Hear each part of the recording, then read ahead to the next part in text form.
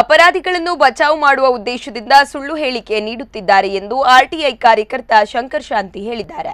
ಇತ್ತೀಚೆಗೆ ಬಾರ್ಕೂರು ಕಾಳಿಕಾಂಬ ದೇವಸ್ಥಾನದಲ್ಲಿ ದುಷ್ಕರ್ಮಿಗಳಿಂದ ತೀವ್ರ ಹಲ್ಲೆಗೊಳಗಾದ ಶಂಕರ್ ಶಾಂತಿ ಮಾಧ್ಯಮದೆದುರು ಮಾಹಿತಿ ನೀಡಿದರು. ಬಳಿಕ ಮಾತನಾಡಿದ ಶಂಕರ್ ಶಾಂತಿ ತನ್ನ ವಿರುದ್ಧ ನಡೆದ ಹಲ್ಲೆಗೆ ಶಾಂತರಾಮ್ ಶೆಟ್ಟಿ, ಶಂಕರ್ ಪೂಜಾರಿ, ಪ್ರವೀಣ್ ಆಚಾರಿಗಳು ನೇರ ಹೊಣೆ ಎಂದರು. ತನ್ನ ವಿರುದ್ಧ ಮಾಡಿರುವ ಆರೋಪಗಳನ್ನು ಸಾಬೀತುಪಡಿಸಲು ಕಾಳಿಕಾಂಬ ಮತ್ತು ಧರ್ಮಸ್ಥಳ ಕ್ಷೇತ್ರಗಳಲ್ಲಿ ಬಂದು ಆಣೆ ಪ್ರಮಾಣ ಮಾಡುವಂತೆ ಆಹ್ವಾನ ನೀಡಿದ್ದಾರೆ. ತನಿಖೆಯಲ್ಲಿ ಆರೋಪಿಗಳೆಲ್ಲ ಮಾಡಿರುವಂತಹ ಕೃತ್ಯ ನಿಜ ಅಂತ ತನಿಖೆಯಲ್ಲಿ ಕಂಡು ಬಂದಿದೆ.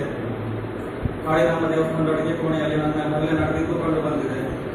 ಆರೋಪಿಗಳು ನನ್ನ ಗಂಭೀರವಾದ ಆರೋಪ ಮಾಡ್ತಾರೆ. ಶಂಕರ್ ಶಾಂತಿ ಬಂದು ದೇವಸ್ಥಾನದ ಗಾಜುಗಳನ್ನು ಹೊಡೆದು ನಮ್ಮ ಕಾಳಿಕಾಂಬ ದೇವಸ್ಥಾನದ 2ನೇ ಆಡಳಿತ ಮುಖ್ಯೇಶ್ವರ ಪ್ರವೀಣ್ ಆಚಾರ್ಯ ಅವರಿಗೆ ಕಬ್ಬಣದ ವಾರ್ಡ್ನಿಂದ ಹಲ್ಲೆ ಮಾಡಿದ್ದಾರೆ ಅಂತ ಹೇಳಿ ಗಂಭೀರ ಆರೋಪ ಮಾಡಿದ್ದಾರೆ. ಮಂಜಪ್ಪ ಪೂಜಾರಿ ಅವರನ್ನ ಮಹೇಶ್ ಹಾಸ್ಪಿಟಲ್ ಅಡ್ಮಿಟ್ ಮಾಡಿ ಅವರಿಂದ ನನ್ನ ಮೇಲೆ ಕೇಸ್ ಕೊಟ್ಟಿದ್ದಾರೆ.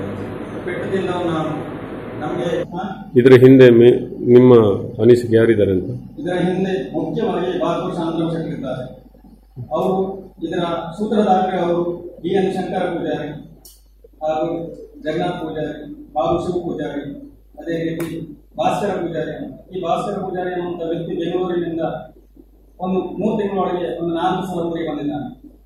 ಅವರು ಎಲ್ಲ ಬ್ರಹ್ಮಾವರದ ಸುತ್ತಮುತ್ತಲ ಹೋಟೆಲ್ಗಳಲ್ಲಿ ಇವರೆಲ್ಲರೂ ಸಭೆ ಸೇರಿ, ಆರೋಪಿಗಳೆಲ್ಲರೂ ಸಭೆ ಸೇರಿ